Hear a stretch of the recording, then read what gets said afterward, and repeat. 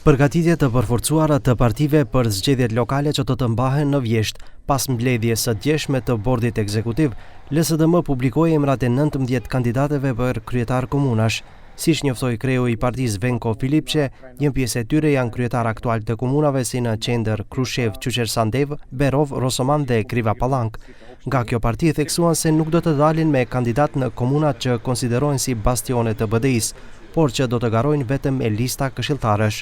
Одлучено е со цел оптимизација на ресурсите и водени, како што кажав, од претходните ресурси, од претходните искуства, да се посветиме целосно на советничките листи и секако дека, како што кажав, тоа е во координација со општинските организации. Kandidat për kryetar komunash dhe lista këshilltarësh po përgatit edhe Lëvizja Znam, edhe pse nuk kanë publikuar asnjë emër deri tani, është e sigurt se kryetari i partisë Maksim Dimitrievski do të kandidojë sërish në Kumanov, ndërsa kanë paralajmëruar se do të kenë kandidat edhe në komunën Qendër. Znam tashmë një periudhë është në bisedime me partnerin qeveritar VMRO DPMN në lidhje me atë se ku dhe në cilin rreth do të kenë mbështetje të ndërsjellë.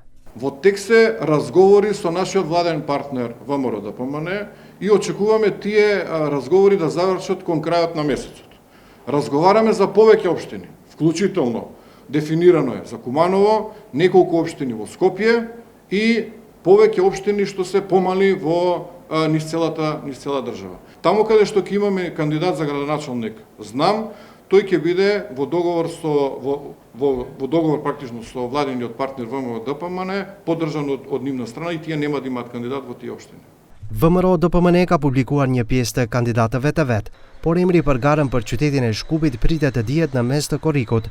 Ende nuk është arritur marrëveshje nëse në garë do të hyjë kryetari aktual i Kisellavodës Orce Gjorgjievski apo ministri i veçeverisjes lokale Zlatko Perinski.